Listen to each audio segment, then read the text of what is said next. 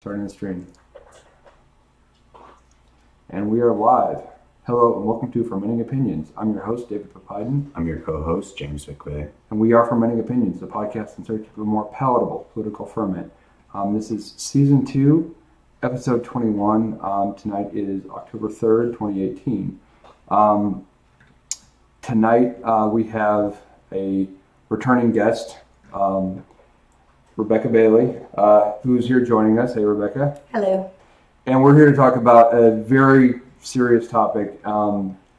We try to come in with some levity sometimes and try to keep it light and fun and entertaining on that level. What we're going to do tonight, I think, is going to be a little bit more serious in nature.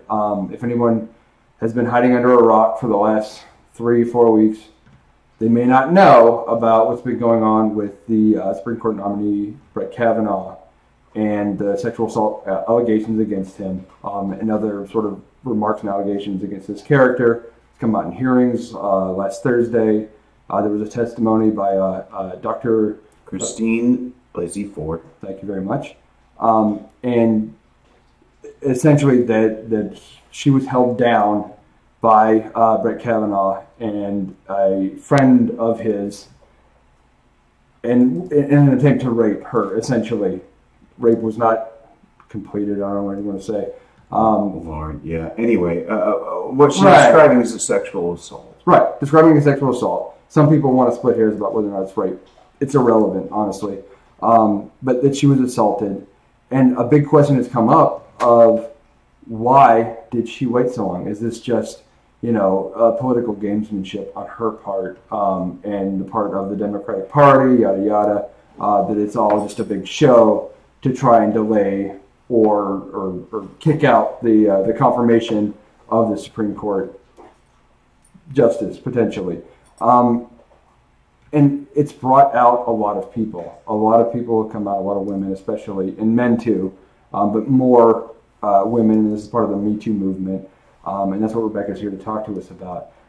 Essentially, to be able to speak to the issue of why is it women might wait years, decades to say anything, and that's what we're here to talk about, essentially. And Rebecca, I want to lead into this just by saying, thank you for being here. This is a tough, heavy subject, and it takes a lot of bravery to be able to just speak about it and have what you say go on record.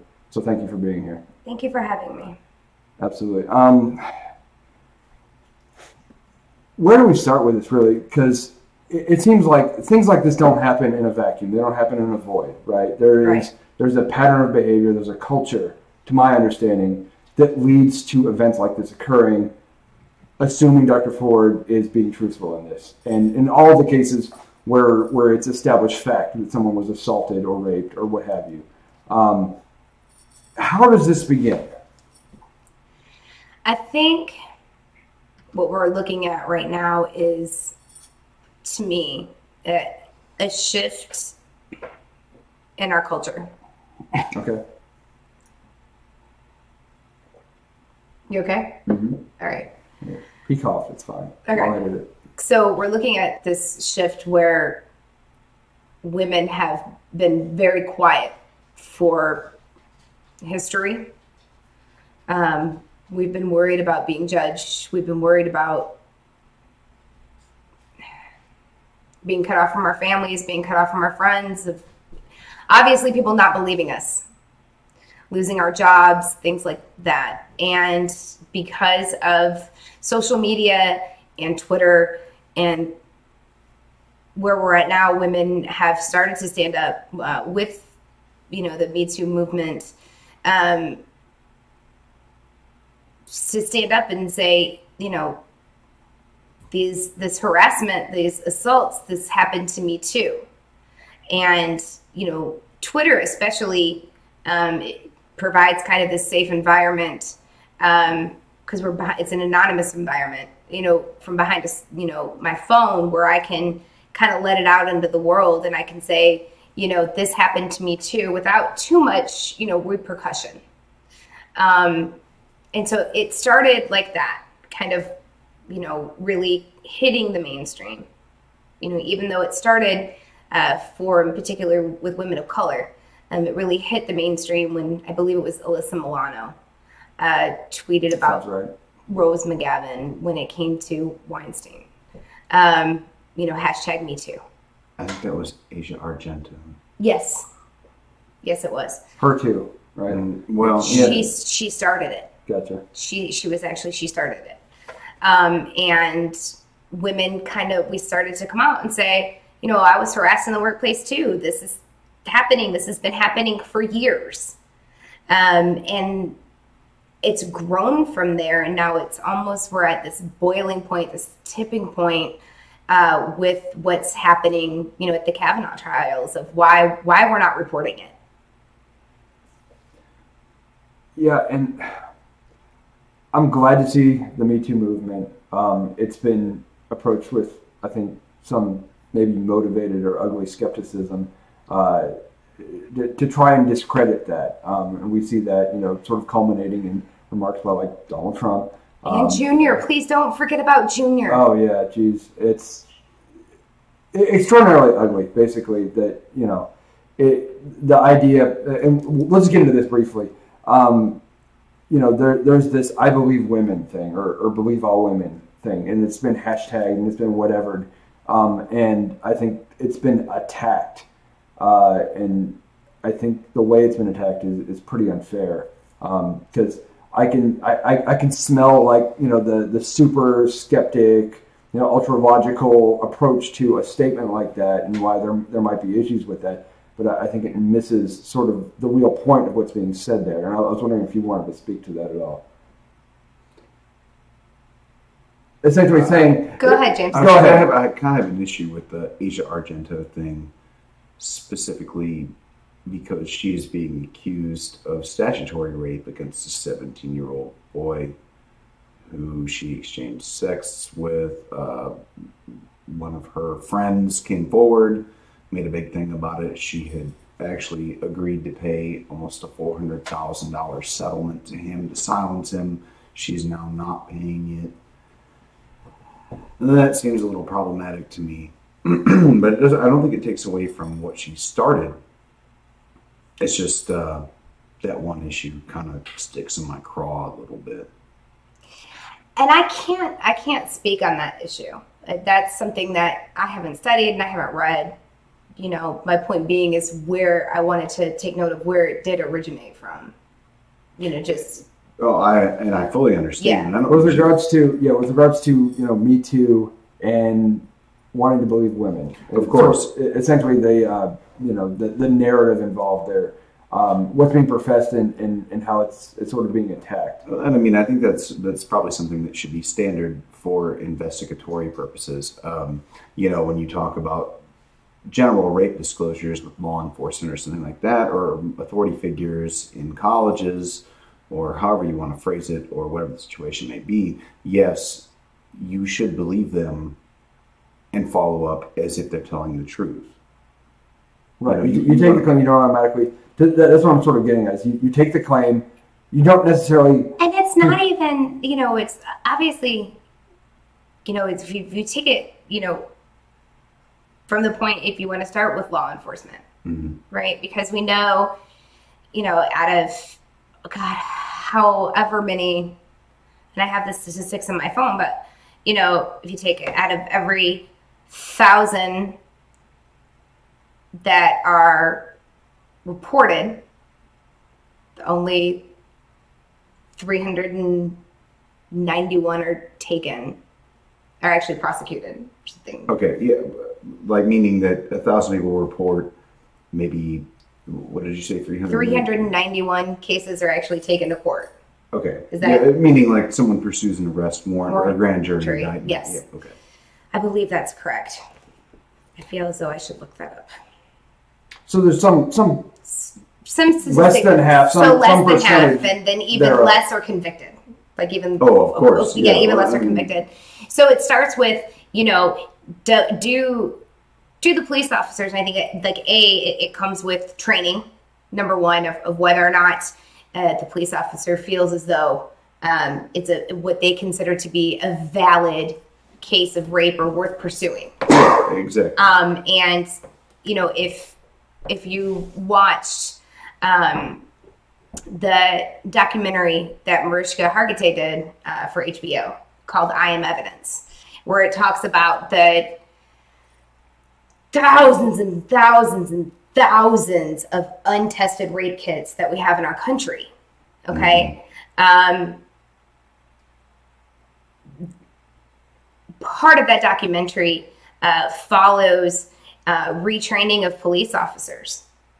And it talks about how it starts with law enforcement saying whether or not in their report they're choosing to take it as whether or not it's a viable claim of rape, to take it forward, with prosecution, and taking it forward to the DA and taking it to the grand jury, X, Y, and Z. And that's whether or not that chooses whether or not the rape kit ever gets tested.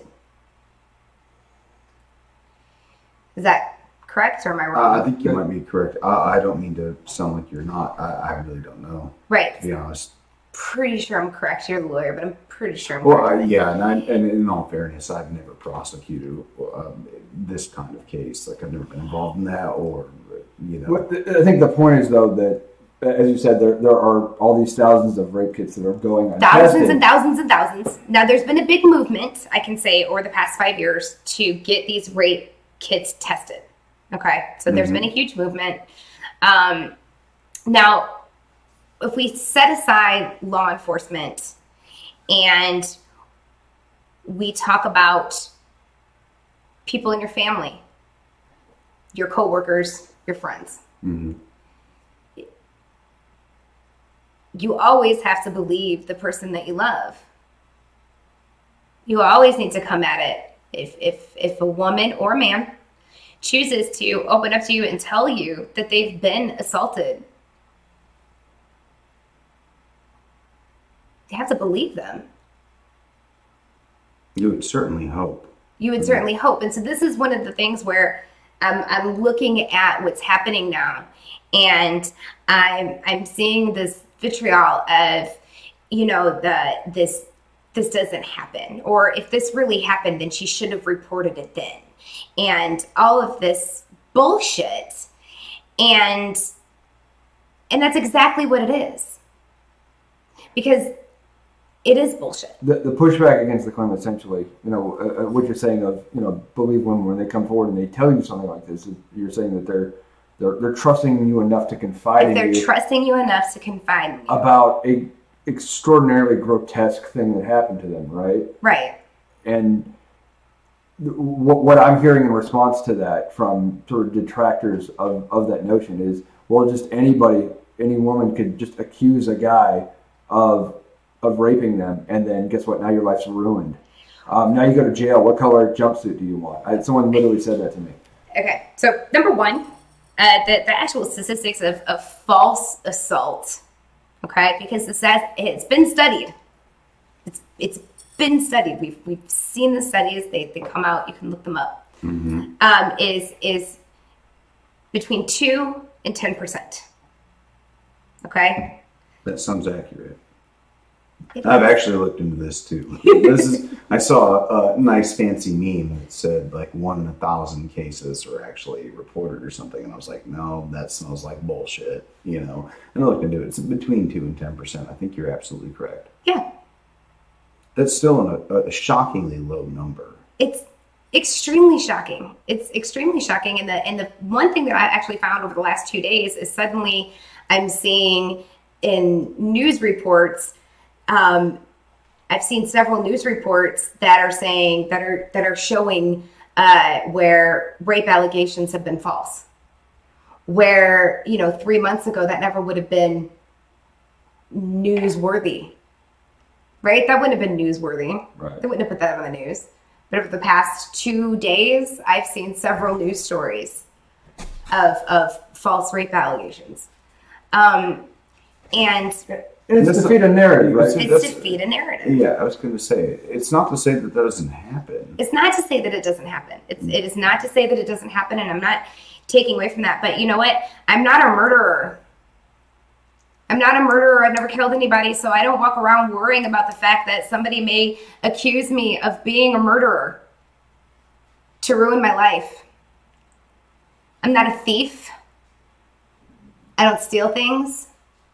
So I don't walk around being worried that someone may accuse me of stealing shit to ruin my life or my career.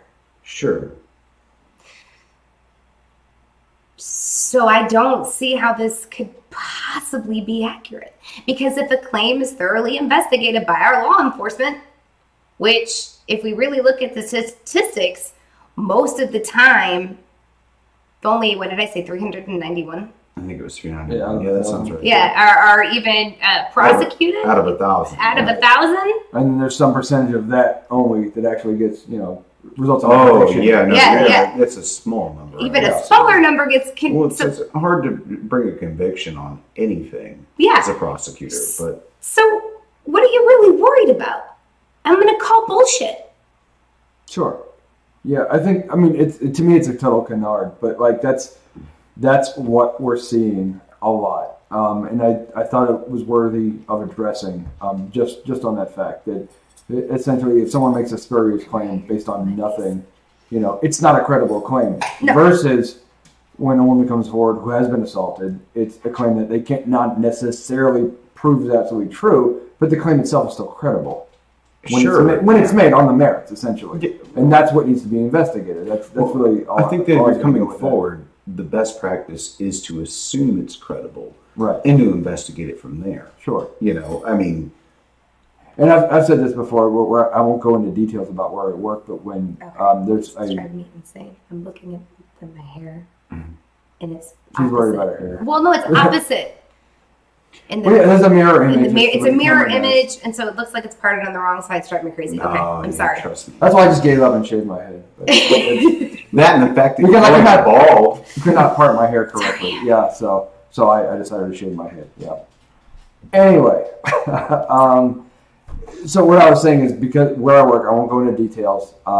Essentially, I work with clients who sometimes perpetrate on each other sexually, and sometimes claims like that are made up and it's not true.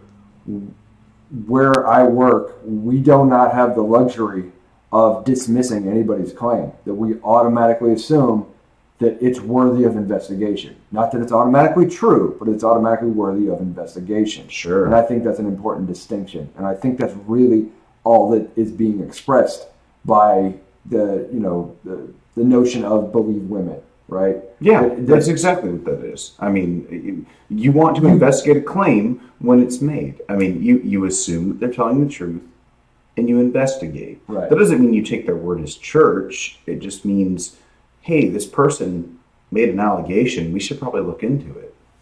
Absolutely. And that's, and so much of what we see is either, well, we don't believe the claim, or why did they wait so long? And that speaks to, it being spurious and politically motivated. But that's not the case because, I guess what we're about to get into is this is a product of a culture that we all live in that is, if you want to get into, the labels of toxic masculinity, what have you, I don't want to go down on those little rabbit trails. And we're not going to because it's not. Yeah, and that's fine. That's not why we're here. But a lot of times, these claims are not pursued because there is an impression on the part of victims that they're not going to be believed, and if they were, that they missed the boat at a time when they were traumatized and not able or willing or just physically capable of coming forward. When we get to that, I'd like to speak on that. Yeah, absolutely. That's really where we're going at this point. Yeah, we're talking about sort of the culture that creates a setup for these sorts of scenarios where women are victimized and unable or unwilling to come forward and talk about it. So before we talk about actual sexual abuse, physical assaults, things of that nature, let's just talk about sexual harassment because it's pervasive, and I think one leads to the other. Sure. Right? And we talked a little bit before the show, and you would talk about some of the things that you would experience with regards to that. The situation with regards to me asking you questions here, I don't want to ask you anything you're not going to be, comfortable with. I'll let you know if I'm not comfortable. But if you could, essentially, I'm asking you to relate to us some of your experiences with regards to that. So, the first time that I experienced, which I had I was only 17, and I didn't know at the time that this is what it was. I didn't know. I was working, so I graduated about 19 years ago, 20 years ago. And then, I don't know if they still do it now, but your senior year of high school, you could work for high school credit. It was called co-op. Okay. And I had completed all of my, classes that I needed to complete to graduate. And so half of my school day was working. And I worked in this restaurant that had been in my community for many, many years. It was very well known. The family was established, blah, blah, blah, blah. One day, the owner of the restaurant asked me to come into the office with him. It was, back in the back of the restaurant. It was kind of a dry storage office, whatever. And he was filling out paperwork for my co-op. And along with the W-2 and the paper that, your driver's license, social security card. Right, your eligibility. Yeah. Sure. And he then told me that he needed to know if I had any tattoos or piercings, and that if I did, he needed me to show them to him so he could take pictures of them. And at the time, I had already started to get tattoos, but they were in places where my clothes could cover them up because, of course, I was 17. I didn't have my parents' permission to have tattoos. So I was already breaking the law. Sure. And so were the people that gave me the tattoos. All right. And it would mean I've never been on a job interview where I was asked to reveal where my tattoos are, so to take photographs. Wow. I'm not trying to be undercover CIA. I'm not special forces. None of that stuff.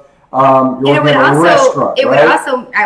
I was a waitress at a restaurant. That doesn't seem. I was going to say, also at the age of 17, would you know any better if someone asked you that? Right. Obviously, yeah. That's the other point of that. This is extremely non-standard, and you don't know what the rules are. And he said that he needed to know that it was very important, and it could mean my my high school diploma if I was lying. And of course I lied. I wasn't going to, remove my clothing so he could see my tattoos and photograph them or draw them or, some other really creepy thing. Sure. Some other really creepy thing that he wanted to do. And I lied and I said, no, I don't have any tattoos because number one, I didn't want to get in trouble. Yeah, sure. I didn't want to get in trouble. I didn't want my mom to know I had tattoos yet. Obviously, now I'm 37 years old. We both have tattoos by this time. But, and I also didn't want to fail high school. Sure.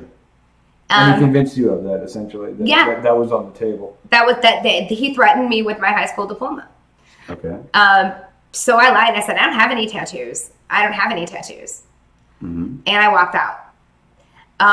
And later on in the school year, I decided to leave. I just decided to quit the job and get another job because I was very uncomfortable there. Just very uncomfortable there. And I had even went to the teacher that was over the co-op department, and I said, hey, I'm going to quit my job. It's cool. I had another one, blah, blah, blah. And the guy blew me off. I guess he didn't think that I was serious. So I went to another restaurant, and I actually almost failed. Because apparently the rules are you're not allowed to quit your job. But I guess my mother was able to intervene. But of course, I never told anybody. I wasn't going to tell anybody. Number one, who's going to believe me? This is an extremely well-established business in my community. Nobody else was in the room. I didn't want to get in trouble. I didn't want my mom to be mad at me that I was already tattooing my body. And... Right. What was I supposed to do? Essentially, right. I was 17 the first time I was confronted with that. But in my mind, I didn't think that it was what we would consider today sexual harassment. Sure. But that wasn't your only experience with that either, was it? No, God, no. I mean, you said you're 37, so there's quite a laundry list of events in your life. If anyone has ever worked in the restaurant industry. Yes. Yeah. I worked at a Chili's. And there was a guy there who was awful. He was awful in the things that he said.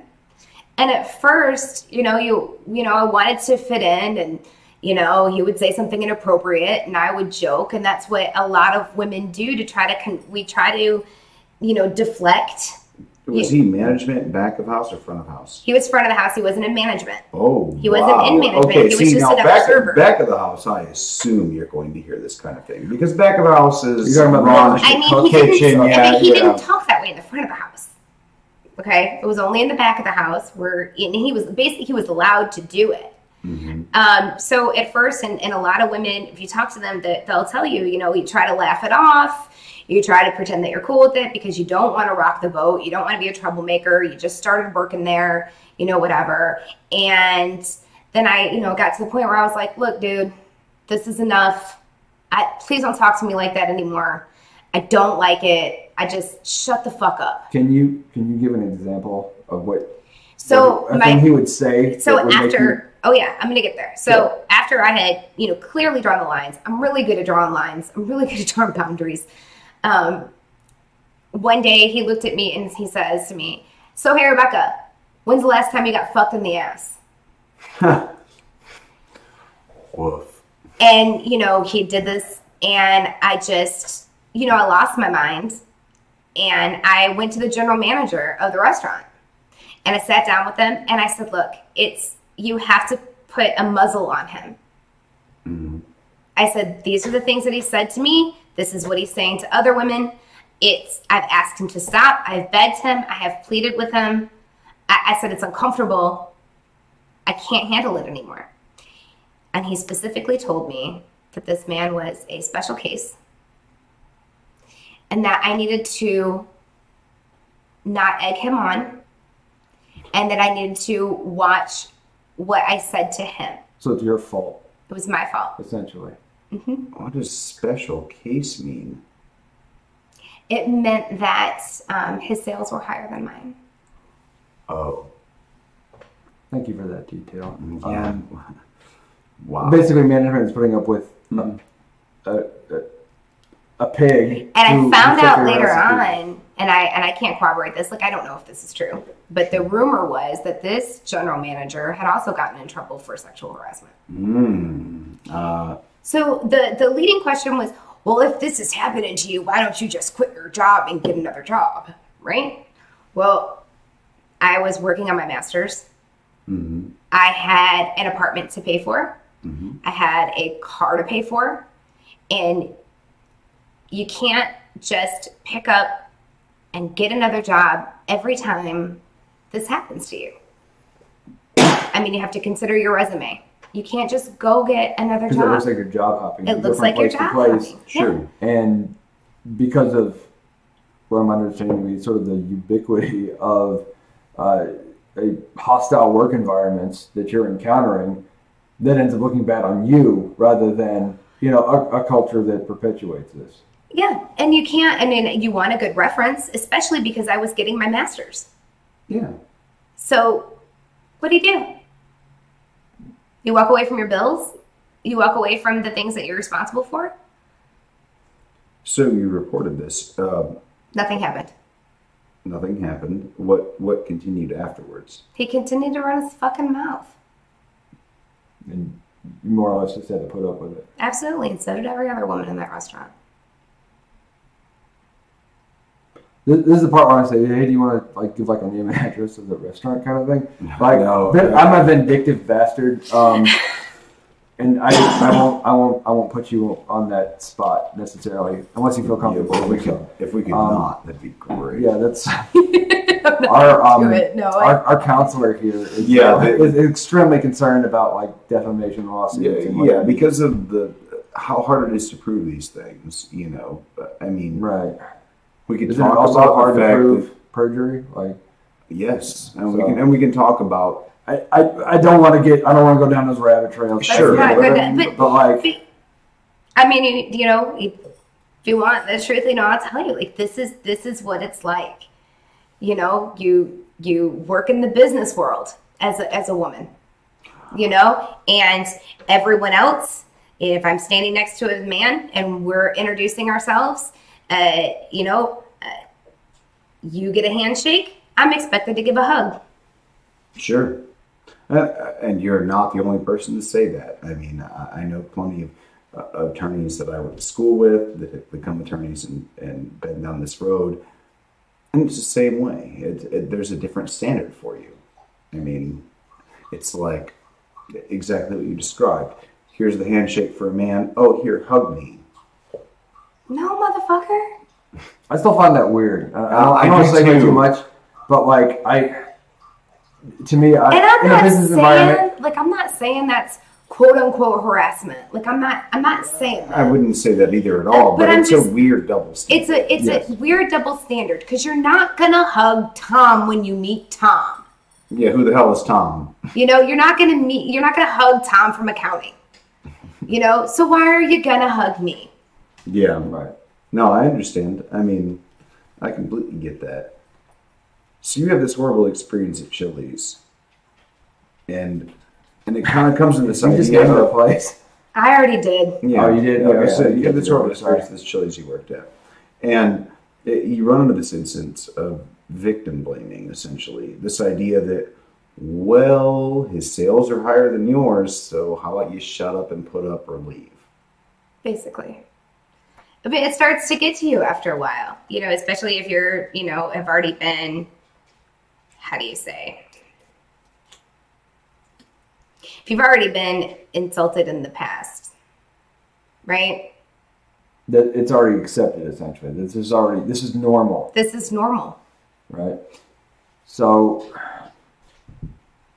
and it's not unique to where you work at Chili's. I'm just gonna keep saying it. We didn't say the location. Who gives a damn? How many Chili's are there? Yeah. There's a Chili's on every town in this country. But it's you get used to it. What are you gonna do? It doesn't matter. You know, it starts to affect your psyche. I personally have a long history of dating women in the service industry, especially who are either bartenders or servers. And that's why I asked you the first question in the beginning of, was this back of house or front of house? Because back of house, you expect that horrible shit, and that's normal. And it shouldn't be normal, but it is. You know, you expect the kitchen to be raunchy, and it's a bunch of men working back there and doing all kinds of weird frat boy shit. Gross, you right? know, Frat boy. Well, normally there's not someone back there with them, but that's what they do. But it seems to me, at least people I've always known, it's also working in the back of the house, they may be as raunchy as possible, but they also seem to be the most respectful as far as what somebody actually cares about. That's why I asked the question. I really don't know. I was a male bartender for a while in New Orleans, and I was a server, and I know how this goes a little bit. And so that you draw a line, right? Like, we all have a sense of humor. You know, we all like to joke. Yeah, sure. So you draw, you know, and there's that you know, the straw man argument. You know, it's like, well, how do we know if, you know, somebody can take a joke or not? Well, okay, number one, get to know your coworker. Yeah.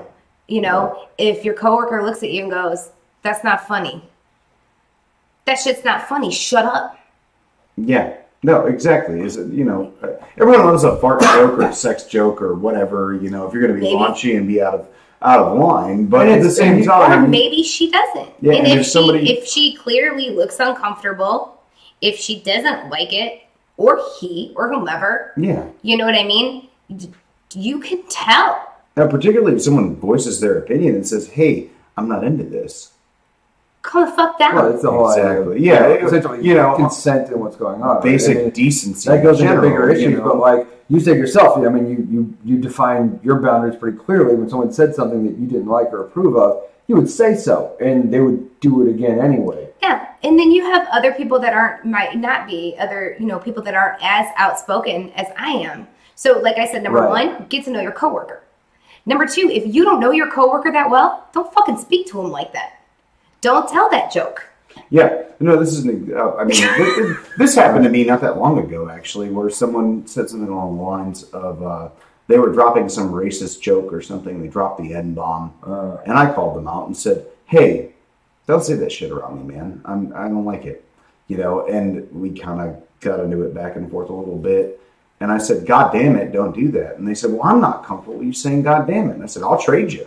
I was like, I'm happy not to blaspheme. Now you have boundaries. Right? I was like, yeah, I'm happy not to blaspheme. If you will not say racist things, like, can we show each other a level of decency? I don't want to offend you, but, Jesus, stop. He's doing. I love that. And I appreciate trying to make that light for a second, because we are talking about some heavy, ugly stuff right now.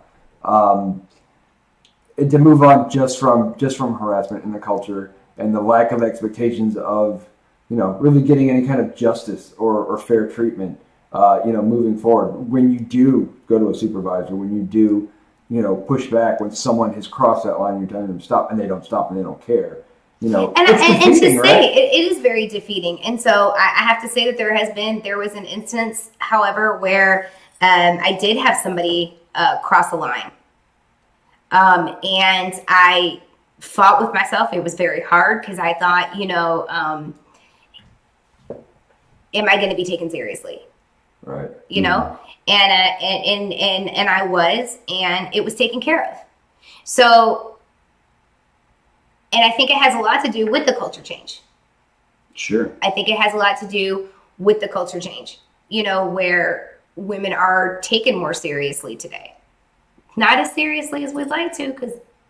Well, right. Yes. But thank God at least there's some air. Yeah, so I'm not, it's not always horror stories. And I don't want to sound like it is always horror stories, because I have, there has been success, but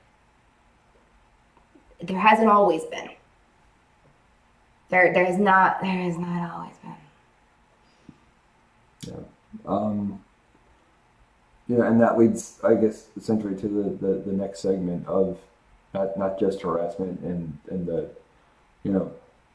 culture of despair towards that it breeds, relating back to why women don't report, when they're not just harassed at work, or by other friends or family members, as you pointed out, but when it's actual sexual assault or rape.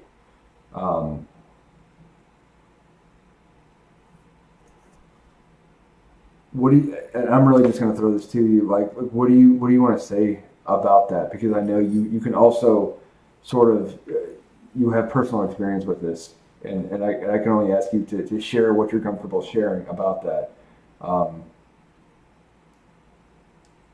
Because I mean, it's not an easy topic at all. It's not easy to go on camera and be recorded talking about somebody sexually assaulting you. But that's happened in your life.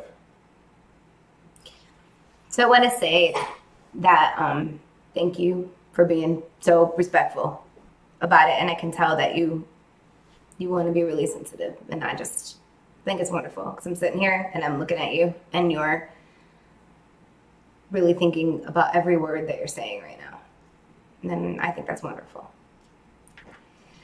So I wanted to do this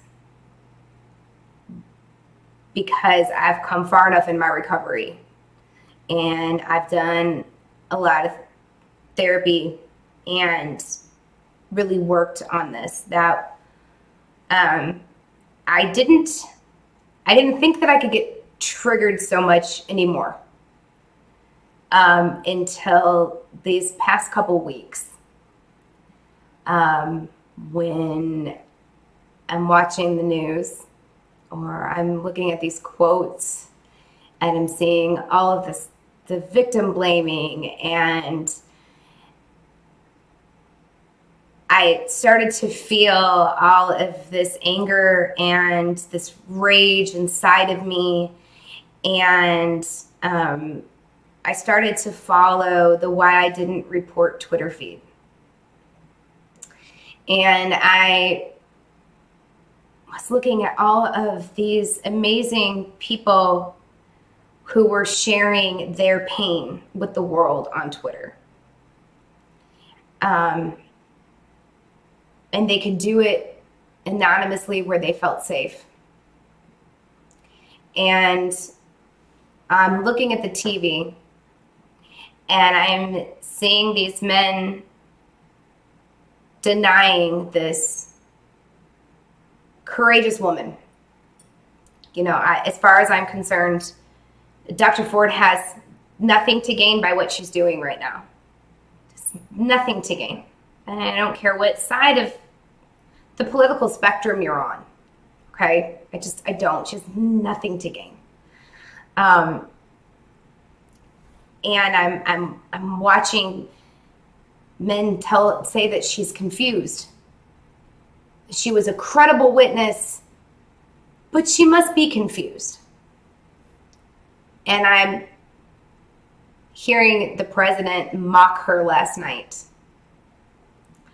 And I'm seeing paid political pundits who are females saying now we have to be scared for our sons and our husbands. But don't we? I mean, no. As a man, are you scared? That's sort of what we kind of touched on earlier, right? I want to ask you, I'm sitting in between two men right now. Are you afraid? No. Not particularly. Are you afraid of me right now? I mean, you're kind of scary, but... I get that a lot, but are you afraid that I might leave this room after this podcast tonight and accuse you of sexually assaulting me? No, you're on camera. Well, we can turn the cameras off without the Now I'm really terrified. Shut up, James. Odds are, when we decide to not be contrarians about it, no, my expectation of being accused of sexual assault is 0. Yeah, same here. I mean, okay. I'm really not scared, but the president did say this is, well... Has he been accused? A couple dozen times. Like 19. Has he flat out admitted to sexual assault? Yes. That's hard to say. He did describe it.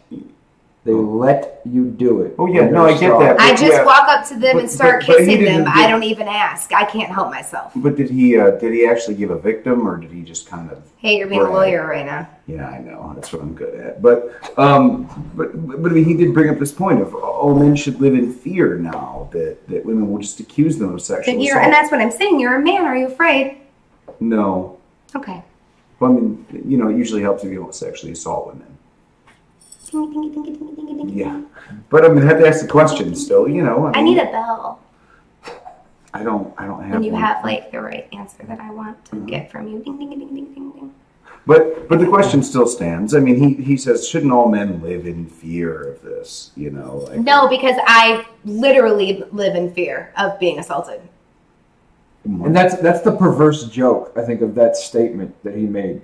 That men should live in fear because some woman way out of left field is just going to accuse you of sexual assault. So where women live in fear on a daily basis, right? When we're talking about wine and report, so let's get down to the nitty gritty of it because this is where I want to be. Okay, from the age of what? You're fine. Am I dingling? A little bit? You're dingling. I was trying to covertly let you know. I'm gonna take my bracelets off. I didn't want you to jingle jangle through this thing. You can just say that. Anyway, we'll I'm gonna pull up a list. Okay. Mm-hmm. So, a list that, as women, we have been bombarded with since we were old enough to cognitively take in information. Okay? And this list is how to keep yourself from being assaulted, how to keep yourself from being raped. What do you do to keep yourself from being raped? All right? So I'm a woman. All right?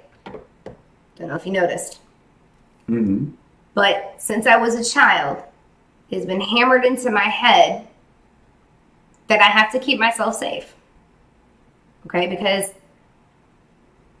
more often than not, I'm going to be attacked. All right? Hold my keys as a potential weapon. And I'm going to tell you that I started doing that in 4th grade. 4th grade. I think I've only done that a couple of times, but it wasn't for fear of rape. It was just to have a weapon. Okay. And I'm talking about when you're just walking to your car. When you're just walking to the house. And that's not really fair. I lived in New Orleans and I delivered pizza. You know, I mean, I guess you're relating anecdotal experience exactly. of yourself. Yeah. I think that's the point of this compared list. to what's normative here. I am familiar with this list, so I think the better question. I'm going to keep going. Sure, keep going. All right.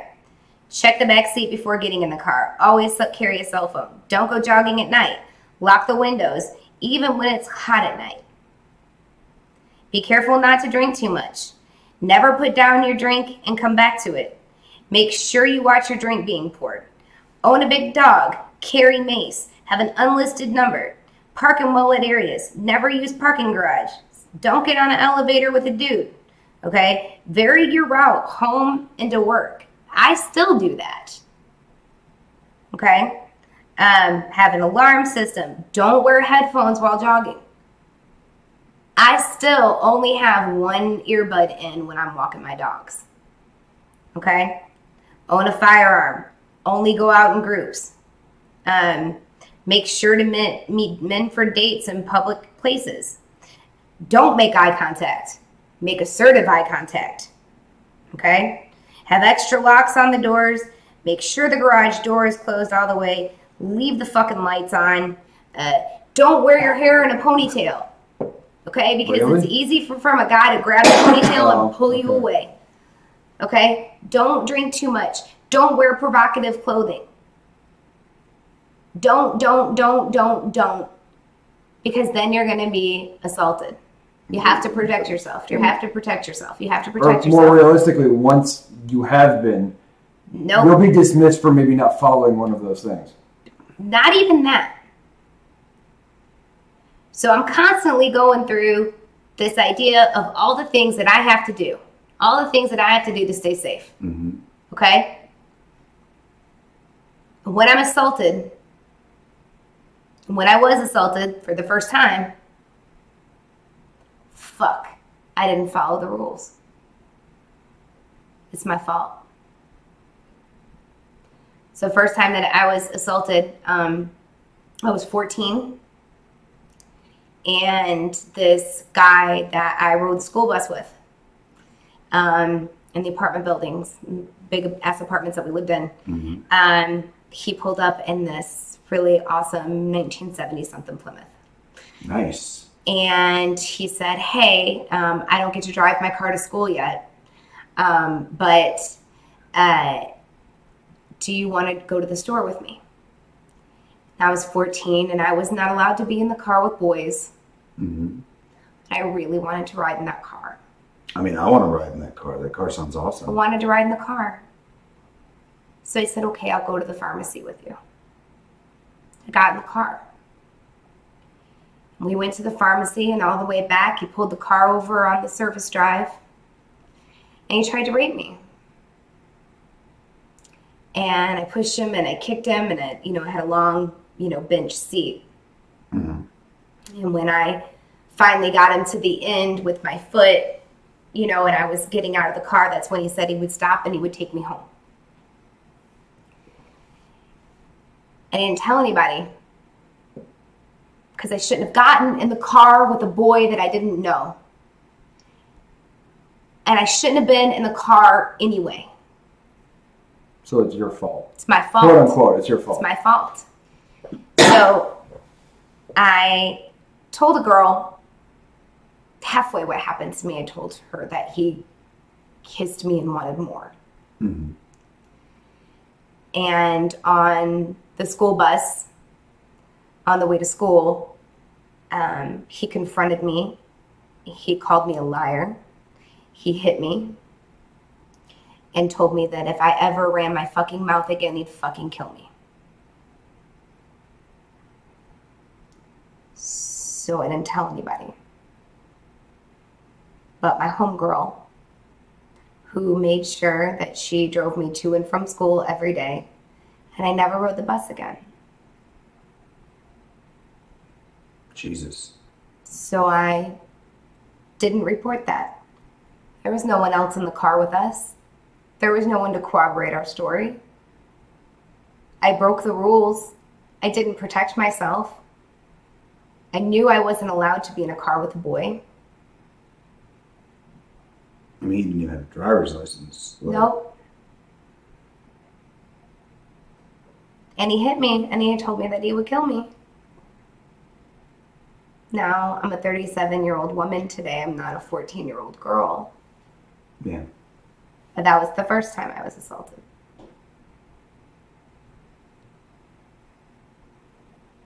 And it's my fault, too. I didn't mean to wake up at 14 years old and have the body of a 22-year-old.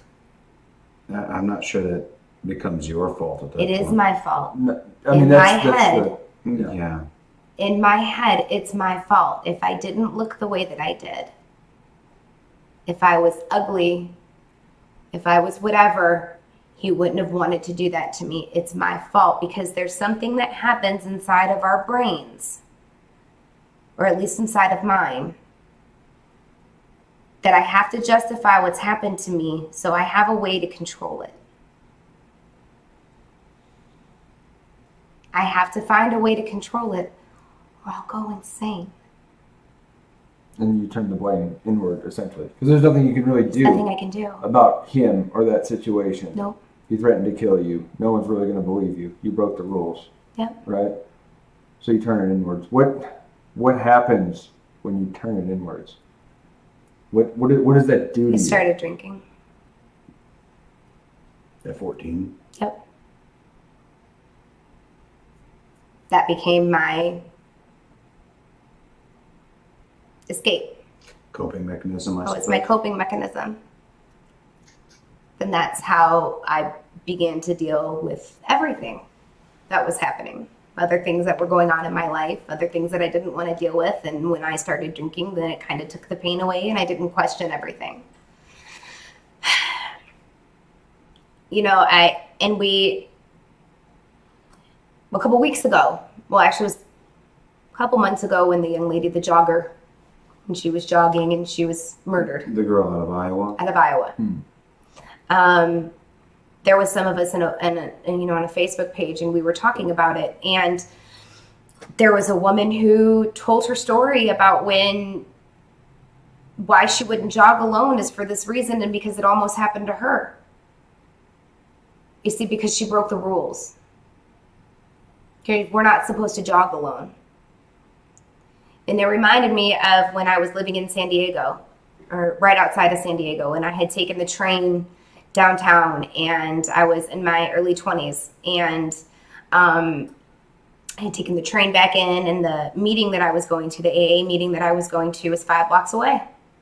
So I was just going to walk from the train, broad daylight, to the AA meeting that I was going to, had my earbud in, had my backpack on, bopping down the street, really super busy street, like 5 lanes traffic, not isolated, it wasn't dark, street lights weren't on. Cell phone in my pocket. And I noticed that there was a car that kept passing me. And, immediately, because I'm always on the lookout, you've got to be aware of your situation. And I'm really glad that I was, because this car caught me at a driveway, as I was walking down the sidewalk. Mm-hmm. And he rolled down the window and he's like, "Hey, you want to ride?" And I'm like, "Nope." Keep walking. Sure. Caught me again. "Come on, get in the car."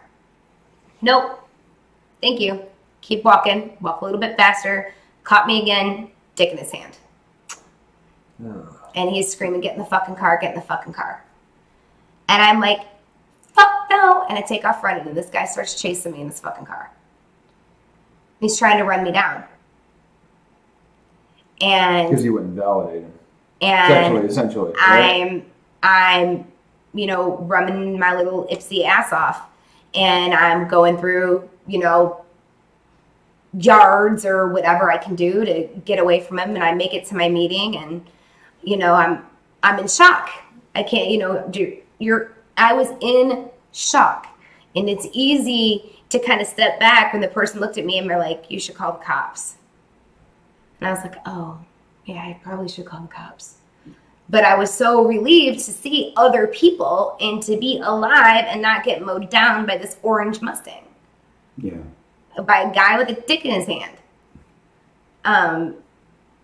You know, and one of the men that was there, they're like, "Oh, we probably thought you were a prostitute." Oh, okay, well, yeah. okay. It's gotta be your fault, right? Yeah. I'm not. But B, what? It doesn't matter if I was. Good God. That's something I want to touch on just briefly, and the thing that I've seen, and just to give you just a little bit of a break, because I know this shit is hard. You know, the idea that, you know, if a woman it's specific, I know there's a list of things that you're not supposed to be able to do, but, you know, specifically women who are dressed provocatively, women who are have multiple partners or sexually promiscuous, or even all the way to the almost hyperbolic extreme of a person being, you know, a sex worker. Like, because you have a lot of sex does not mean you cannot be raped or sexually assaulted. But we're not the perfect witness, are we? No, never. I mean, in the court of public opinion, in the court of law, even, I would say true in both cases. And that's part of the problem, is that, and this relates back to the whole thing about Dr. Ford. I've seen some of the most disgusting images and memes and what have you of her in high school, like dressed scantily, her legs are spread, what have you. Whether or not those pictures are accurate to any actual photograph or they've been doctored or what have you, the idea is, well, she was a slutty girl, therefore, you know, whatever she did, essentially that she had it coming, or it must have been consensual. She could not have been assaulted, which is complete horseshit. I mean, God forbid people decide who they want to fuck on their own. Right. I mean, that's sort of what it comes to, is because if a person consents to having sex, a lot of times, like, they can also not consent to have sex. Like, that's also a thing, and I think that's one of the things that get missed in all this. So, however you were dressed, you know, in whatever, you know, reputation of partners, what have you, like, none of that absolves, you know, that kind of behavior, and that gets missed so much. And we're all reasonable people here. We're all on the level. I think we're all on the same page with this. But there are so many people who are not. So many millions of Americans are not on the same page as we are right now, and that's really the only reason I'm addressing it. Anecdotally, I can definitely say the same thing. I've seen people who say something along the lines of, "Well, she went to a party with high school boys who were drinking, so she picked her poison." Right. Well, I mean, and that's so. What? You know, like, what is that? And so on that topic, you know, I was passed out at a party with friends. You know, I got drunk. I mean, talked to, you know, women in recovery, women that have, you know, my story is very common. And I woke up with, you know, a man on top of me and a man, you know, and he was inside me. And I was asleep. I was asleep. And I don't understand, you know, alcohol is not, I'm an alcoholic. I'm in recovery.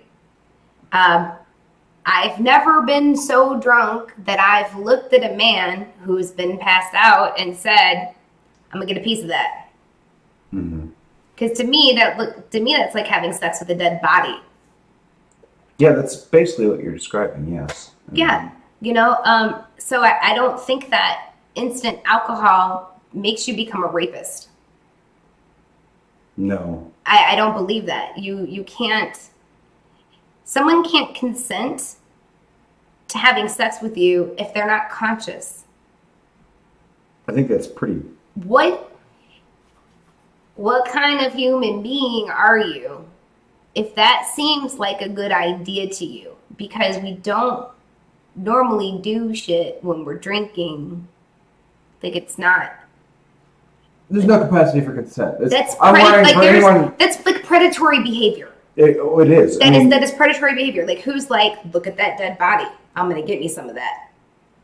Right. I don't know a rational, decent person that would think that. I'm wearing, for people watching, I'm wearing I attend these NanoCon conventions like Nashville Nuns, not religiously affiliated. The theme last year was consent, because a lot of things related to this issue is coming out. So I want to wear it tonight. It's sort of like solidarity kind of thing. But yeah, if you're not conscious, you can't give consent. And why? It's inherently rapey to try and engage sexually with somebody who cannot give you consent. It is, I think, the most important aspect of, morally acceptable behavior. I will never understand how it's pleasurable in the first place, but I don't want to get. There's certain like paraphilic type, I don't know what normal people feel. I'm not a psychiatrist or psychologist, but isn't consent sexy to some degree? I think it's absolutely sexy. Isn't that kind of the drive? Is that someone wants you, you want them, kind of thing? I don't understand the idea of, that person's passed out, let me hump her. Yeah, it's horrifying to me. Yeah, that's disgusting. Imagine being the person. The idea to me is so weird that even with, I'm in a committed relationship with my partner, if I were to wake up in the middle of the night and, wanting to do something, I've had that thought in my mind, and I felt so not comfortable about pursuing it, even though I've had conversations with my partner about that, and she said she would be fine with it. I feel so uncomfortable just about that idea on its bare bones of waking her up for sex. To me, seems just so bad. I would never even try it or initiate it. And that's just me, right? But yeah. I don't understand how that sort of underlying notion doesn't exist in all decent people, Yeah. Which sort of brings the question: is anybody who doesn't have that? I'm questioning whether or not they're really inherently decent people or not. I'm pretty sure we have the answer there already. Yeah. And and so the whole alcohol is not an excuse. And I bring that up because, and I actually spoke to him about this before the show, and he said, "Tell the story." This person that you're talking about? It's a different guy. He said, "Use my name." So I'm going to use Joe's name. All right, Joe's my homie. Mm-hmm. All right, he's my homie. Caused a lot of trouble back in the day. He's my homie. And one night, Joe and I were extremely intoxicated, and I'm talking cross-eyed drunk. Sure. Very, very, very, very. And those of us who aren't Brett Kavanaugh can admit we've been there. But. Yeah, it was bad. And we started to have sex, and I looked up at Joe, and I said, "I don't want to do this. I can't do this." And he looked down at me, and he said, "Okay." And he stopped. That was the end of it. He didn't beg. He didn't argue. He didn't try to convince me to continue. He didn't die? He didn't die. Amazing. Weird. Stupendous. And, and we were also 17 and 18. Okay, so we were... And still had the maturity. So age is an excuse. Alcohol is not an excuse. Yeah. Consent was there. Consent was withdrawn. Yeah, and it ends. And it wasn't we laid there for a little while and he kept trying. No, I said no. He said cool, and we were done, and we went to sleep. And through all of this and me going through these memories and coming to talk to you guys and things like that, I actually, reached out to him and I said, "Hey, I just want to thank you for that night. I wanted to thank you for being so respectful and, X, Y, and Z." And, he flat out said, "Look, it doesn't matter." You mean for doing a decent thing, just being a regular person and taking no for an answer. But for someone like me who has been through the things that I've been through, sometimes just being decent, you still deserve a pat on the back for just being thanks. Right. It's a baseline that you shouldn't have to congratulate that, right? But we don't live in a culture where that's nearly normal enough that you shouldn't have to congratulate it. So I understand why you did that, and I'm going to congratulate Joe as well for being a decent human being and not a sack of shit. Interestingly enough, I actually had this conversation with someone I really care about today that was very similar. That she was basically saying, "Thank you for being so respectful," and I'm kind of over here well, isn't that what normal people do? Like, isn't this what you're supposed to do? Isn't this, how you interact with other people? When someone says, hey, I'm uncomfortable, stop. Shouldn't you stop? You would think. No. Yeah, I mean, it's, again, we're all on the same page. It's very we're all mind-blowing. preaching to each other's choirs here, but it's absolutely contentious. And there's no. And I smile right now, like I laugh like it, because I think of how many times that women are told, like, it's just the men you pick. Nah, dude, this is more prevalent than you have any idea. Yeah, no, it's not. No, that's not behavior that's acceptable. That it's not like we don't go out seeking it. No. I had a conversation with a woman, had a couple weeks, that she told me that she's like, we were out for this function for, one of my kids in class, and, the parents were drinking and this, that, and the other. And I walked into the bathroom and one of the dads came in and dropped his pants. He was totally full messed and said, let's get it on. Oh. And I was like, no, that's wrong. Like, this kind of shit happens to us all the time.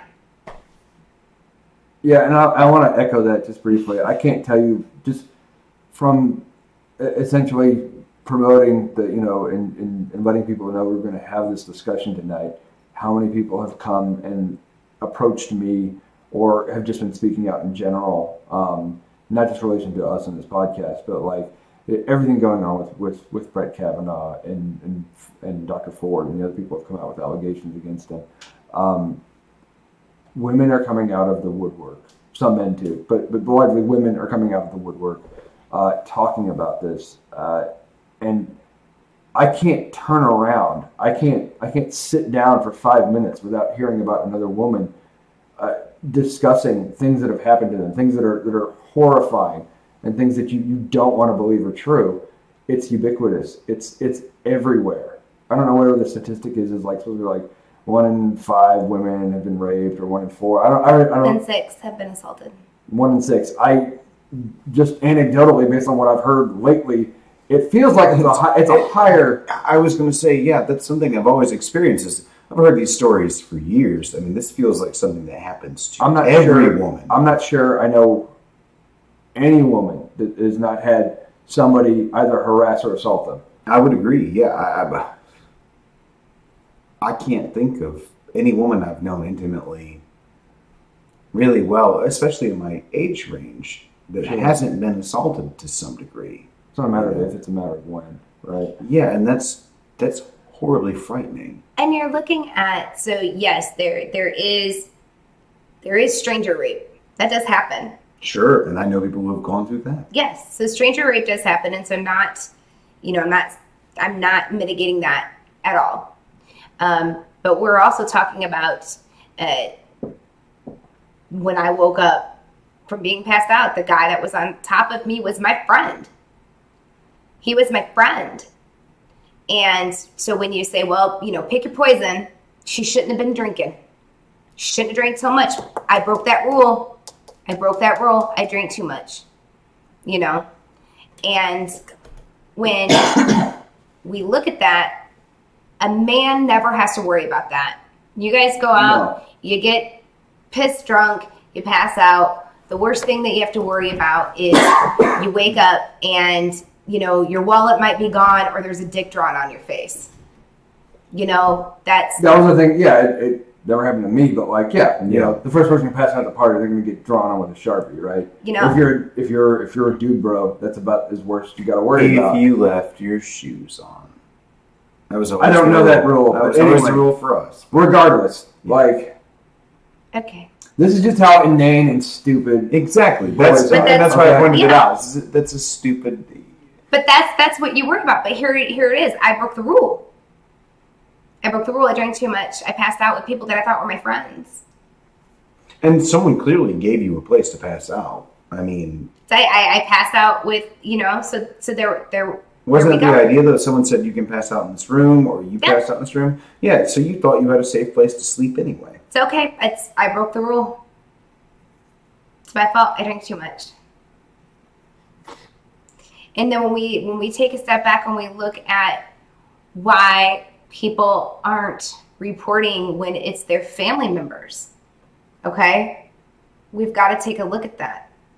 When we take a look at it's their family members, one of the biggest and scariest things is, as a child, what did I do to cause this? And number two, if I tell someone, I'm going to break up my family and everyone is going to hate me and I'm going to cause my family pain. I'm going to cause my mother pain, or I'm going to cause my dad pain, or something along that line. And so as a child or as a teenager, you keep it to yourself. You don't tell anyone because you don't want anyone to feel like you feel. And you don't want to be the cause of a divorce. You don't want to be the cause of your family breaking up. What happens if no one believes you? Because look what happens. Exactly. And you're also running the narrative in your mind that was also deep down somehow probably your fault anyway, right? Absolutely. I mean, I've heard this to this day from people I'm really close to and care about. I can think of one person who specifically told me that she's not going to tell me some of the things that happened to her just because she doesn't want to see my response. Yep. And I stand here confused and questioning it, wondering, well, what do you mean? I mean, you can tell me anything, it's okay. And she basically said, no, you'll be pissed, you'll want to commit acts of violence and all of this. Like, I don't want to deal with that. I'm just going to keep it to myself. And that breaks my heart. There are people that won't listen or watch this right now because they don't want to think of me in these positions because it would hurt them too much. But they happen to you. Yeah. They don't define who I am. No, of course not. But they happen to me. And it's real. And I think for men, number one, it has to be confronted that this is happening to your daughters. This is happening to your wives. And I know there's this big thing on the internet. This is happening to women in general. It doesn't have to be your wife. It doesn't have to be your daughter or your sister. Well, I gotta tell you, we kind of gotta dumb it down sometimes. Because the only way to get, I think, some people to listen is to say, this is happening. It has to hit home. It's gotta hit home. And I was never gonna tell my father. I was never going to tell my father. My father can barely handle the fact that I'm in recovery. Yeah. I can't even tell my father. He can barely handle the fact that I'm an alcoholic. You think that I'm going to tell my father that, I was raped or molested or anything else? He can't handle it. I wouldn't even know how to start to have that conversation. And then his emotional reaction, then that's on me. And I think the anecdote that I shared, that's exactly what she was concerned about too. It's just, well, I don't want to do that to you. Yeah. But no, I mean, I think we need to hear it. I agree with you. Like, this is something we need to hear. We need to know what's going on. The world needs to know. The world needs to know just how prevalent it is, just how close it is to home. This is something that a lot of people deal with. And it's, it took, a lot of work on my part to come on and do this with you guys, because I know, I'm putting it out there, I'm putting my face out there, I'm doing this, and I want to do this for other women and men that have gone through this situation who are too scared to do it, or that haven't, found it inside themselves. And,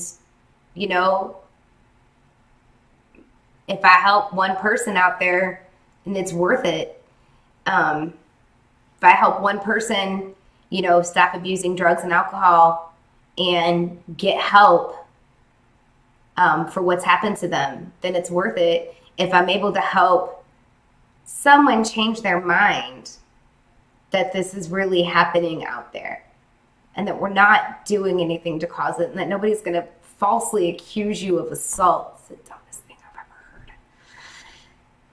You don't have Then to it's whisper worth that. It's phenomenally stupid. It is The dumbest thing ever. I'm anecdotally, I've experienced it one time, and it was probably the most incredible statement I've ever heard. Yeah. And yet it was still prosecuted. And it was really, really stupid. Attorney-client privilege stops me from going into that, but holy shit, it's the dumbest thing you've ever heard in your fucking life, and I still can't believe that case was brought. So what happened? It doesn't mean that no one will ever falsely accuse. It doesn't mean It there will doesn't- never be a case of Unfortunately, the facts are so bizarre that were I to actually describe it, were to describe it was in the news. We'll go down a rabbit hole. Immediately people will be able to understand exactly what I'm talking about. I can't even describe the facts because it's so specific.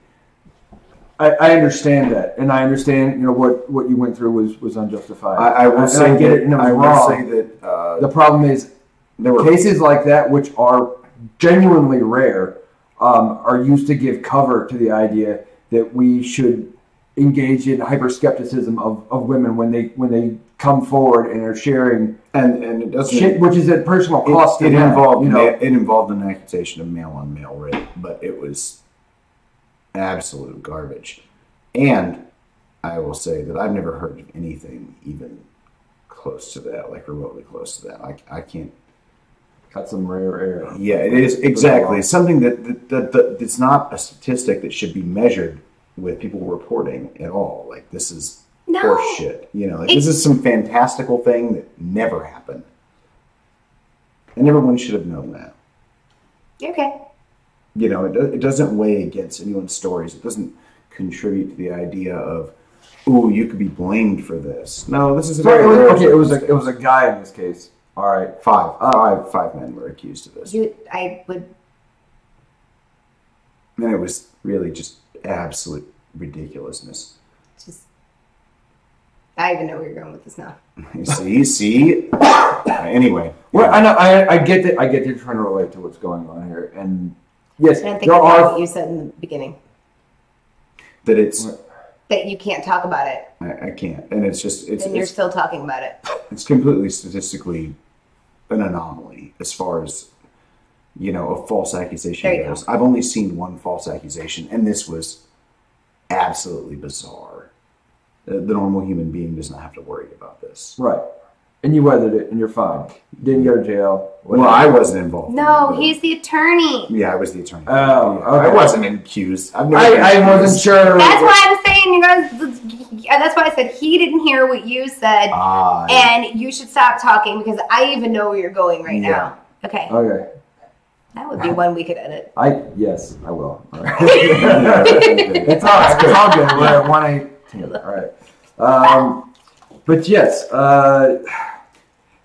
So that aside, yes, sometimes there are actual cases where there's a spurious claim of assault. It's so rare, none of us are worried about it. It's a canard. It's nonsense. Right? Exactly. And the problem is that it makes women sort of convinced from the jump. They've already broken the rules because it happened, right? So on whatever double secret probation they're going to put you on, it's always going to come back. It's going to be your fault, right? Either it's your fault for breaking the rules. Either they don't believe you, or it's your fault, and then it's your fault for not reporting in a timely fashion when you've been abused and traumatized, right? So you come out later, like Dr. Ford did, and it's, well, I don't believe her, and even if it's true, it doesn't it's matter. just politically motivated, right? Of course, yeah. There's and this is we're dealing with really high stakes here, right? But this is an everyday thing as well. And that's one of the things, I had, like you said a minute ago, that you have had all kinds of people reach out to you and tell you their stories. I had a female friend of mine reach out to me this morning because she knew I was doing this podcast, and to tell me that she was proud of me, X, Y, and Z. I can't read your writing. You don't have to worry about my writing. No. I'm making notes right now for edits. You'll need another one. Yeah, I'm going to need another one. Okay. Right at 119.40. All right. So I had a female friend reach out to me. She knew I was doing this podcast, and we were talking about what was going on. And, you know, she tells me the story of when she went to visit her father on her summer vacation when she was 11 years old. And she was hanging out with some older siblings, and there was a guy that was 19. And he ended up molesting her. And she kicked him in the nuts so hard his nose bled. Holy damn. That's a hell of a nut kick, man. Yeah. Good for her. And he tells her that if she tells anyone that he did that to her, you know, that he basically digitally penetrated her, that she would get in trouble because she hurt him. And she made him bleed and blah, blah, blah. So she didn't want to tell anybody. But she tells me, she says, Rebecca, I don't know his last name, but I know where he lived and I know what kind of car he drove. Mm-hmm. She said, I'll tell you right now, if I saw that man trying to get confirmed as a Supreme Court judge, you better be damn well sure I will be up there testifying against him. And I would want an investigation. And she said, I might not have reported it then, but I would do something about it today. Of course. I think that's extremely important. And I think it's also, I think, good that you brought up, you know, the recollection of those kinds of details, right? That, you know, maybe didn't know everything, but there were certain things that she was certain of, right? Yeah. Because I think a lot of, and again, this was, President Trump yesterday talking about basically bashing on Ford, saying that she didn't know XYZ details. You don't necessarily know all these details when you go through a traumatic event. You don't necessarily recall them. Sometimes, if you've been through psychological trauma, you repress some of those details as well. Mm-hmm. And it's, from what I understand, it's different from person to person. It is. I think it's used in the most disgusting manner to try and dismiss people because they don't have all of the details. Because someone else has a certain recollection where another person may not. And where the trauma becomes more acute, I mean, I can tell you directly from 2 motorcycle accidents, that neither one of which I went unconscious from, at least according to witnesses. I can remember up to, and then I can kind of remember about 5 or 10 minutes after. Even though I lived through the experiences, and in dreams and things like this, I can get little bits of what happened in the moment. Yes. But it's fuzzy, and your brain does that as a coping mechanism to shut it down. It shuts down and protects you. Exactly. I have repressed memories, and I fucking want them to stay there. Yeah, I mean... No, I need them to stay there. I need my brain to keep doing that. Exactly. I'm going to need it to stay there. I don't want to be hypnotized. It's been offered to me. I'm good. There are certain details of, I don't want to know. And that leads a lot of times when people who have repressed memories that your mind does that itself, but like also how that feeds into addiction, right? And alcoholism and drug addiction. And that relates directly to your work and also your own personal experience with that. That you want certain of those memories to be repressed, and you sort of help along what the mind was going to do anyway. And can you maybe expound on that a little bit with regards to what you do with your work, and also we wanted to give sort of a voice and a platform to what you do because it is so relevant to this topic. Sure. I'm a treatment specialist for a company called Addiction Campuses, and we're a dual diagnosis. We have dual diagnosis treatment facilities.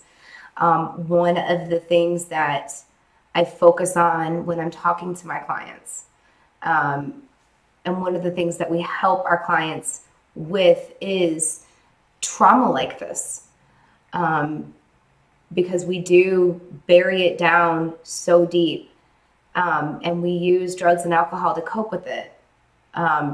Because if I try to numb it, if I push it down, I already hate myself so much.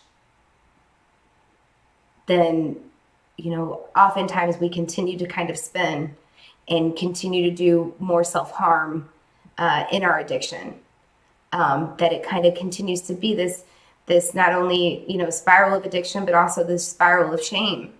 And those are some of the things that we work on, you know, not only, you know, helping our clients and our patients, you know, with the addiction and the alcoholism themselves, but those underlying issues, and oftentimes caused it in the first place. Yeah. You know, the self-medication of, you know, sexual assault, and whether that be certain therapies like EMDR or wilderness therapy, CBT, DBT, trauma therapy, what we need to take that client to get them to where they need to be so they can not only confront it, but not continue to relive it and harm themselves any longer.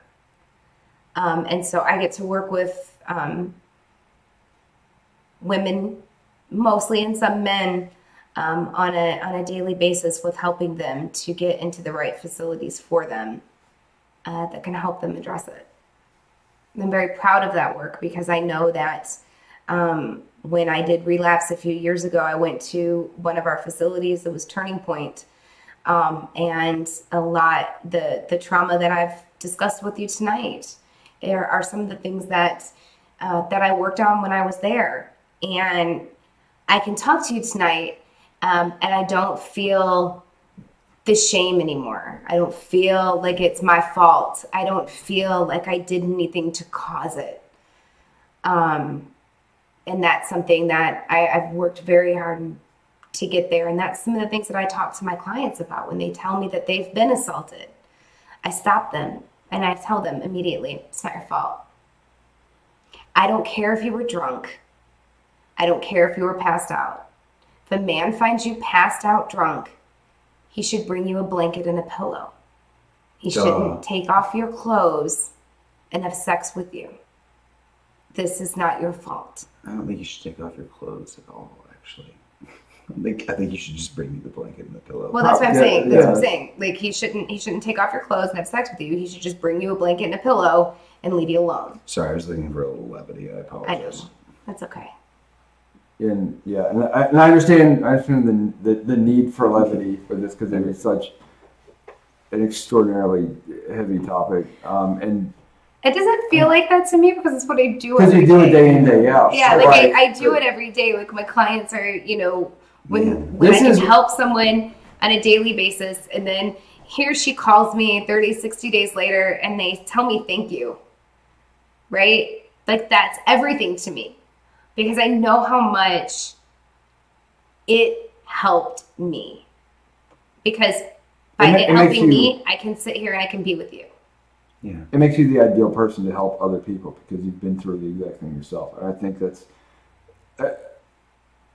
I can imagine how taxing that is on one hand, but I can also appreciate how valuable that is. That, you know, not only have you sort of found a way, from what I can see, to sublimate, you know, the trauma in your life, and to use it to help others. Right, and so that's why I'm here. You know, it makes me want to fight harder. It makes me want to fight harder, because if we can't be quiet, there's no reason to be quiet. I won't. Yeah, and it's, I think one of the, again, to return actually to James' interjection of levity here, that like a lot of this is sort of a testament to our, and I'll call it male privilege, because that's what it is that this is so, it's such like walking in front of a bus to me, like emotionally, you know, like it is thinking about these things, that this has been your life, and it's the life of so many women. And we were talking before and talking about like the idea on the list of like, you know, don't ever put your drink down kind of thing. And like, I've been out at bars and in clubs and stuff like that, and parties and what have you, and I've had, you know, women tell me, oh, hey, watch my drink for me, kind of thing. Never before, like yesterday, and this is how naive I am, the way my mind works, I think, well, they didn't want someone to steal their drink and drink it, right? Really? That's how friggin' naive I am. And I'll just have to admit to that that I don't think about these things in these kinds of terms. But that's everyday life for women, and like most of us don't come anywhere near acknowledging that. Really, it's just to recognize you and what women go through, and to thank you for the work that you're doing. It's a lot. I mean, David's absolutely right. You're doing tremendous work and helping people. I'm less naive than David, I suppose, but at the same time, like, even still hearing this stuff just kind of shocks me and blows my mind. Like, I know this happens. This isn't my first rodeo. I've seen sex crimes prosecuted and involved in this. And it's one of my hard and fast rules. If you know me as a criminal defense attorney, you have to do a damn good job of proving that you're innocent if you want me to represent you in a sex crime charge. I mean, you better show me absolute proof, or I'm just going to tell you no. And I don't care how much money you want to throw at me for it. I'm just not interested. I appreciate that. I don't want to do it. Like, I'm sorry, I'm not interested. There's someone else who will do it. Right there, and I've taken a few that were court appointed, and you can't get out of that. Get out of it. Can't get out of it. And that's okay. And I've been lucky in those that usually it was a situation where a defendant admitted guilt and was just looking to basically try to mitigate the circumstances as much as possible while still allocuting to what they did, and that's a blessing in and of itself. I've never had somebody who's, I didn't do that, that didn't happen, she's a lying slut. I've never had to go through that, thankfully. But I know how this goes a little bit, and it's still just what David was describing. It's shocking to the conscience. It just kind of hurts to have to listen to it, but we need to listen to it, and it's important that we do. Absolutely, it's important that we know just how prevalent and terrible it is. For people who are listening to this or maybe watching it streaming, if they wanted to reach out to you or to addiction campuses, where could they find them? And the website is posted on Fermenting Opinions. Okay. And so is our helpline. Yeah, and we're gonna attach that information to the show notes as well. Yes. For this episode when it comes out, we'll also put it on the YouTube description. Our helpline, if you're listening right now and you want to reach out, I'm going to pull it up right now. Our helpline is 888-614-2251, and you can find us at addictioncampuses.com. Thank you for sharing that, because I think it's important for other people to find help so they can get on the other side as much as possible. It is to get on the other side of having something like that happen to you, which, again, my privileged little brain can only grasp some small part of that, right? Hell, I'm right what that would be like, And again, if you're looking to seek treatment, for drugs and alcohol, and you're hurting right now, we absolutely will do everything we can to help you. Well, thanks. And really, I think this is sort of a good way to bring it in. People listening, think about how, your experience and the experience of so many women, relate that to what's going on now on the national stage, and with someone like Dr. Ford and some of these other people who have come out with accusations. And think about watch the way they're being treated. I saw something really, and I hate memes generally, but I saw one that really resonated with me. For men especially, when you're accusing someone like Ford of being a liar or being a slut, you need to recognize a couple of things. One, there's somebody has been sexually assaulted. That person has not told you. And that person sees you, and they see the way you're acting right now, and they have lost trust in you. Absolutely. Take that all the way to the bank. And I think that's how I want to end this. As always, shout out to Ross James Media. Our digital wizard helps make this happen, helps Rebecca's voice gets heard tonight.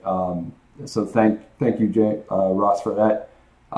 And for myself, I'm David Biden. I'm James McVeigh. And we're Fermenting Opinions. And we will see you next time.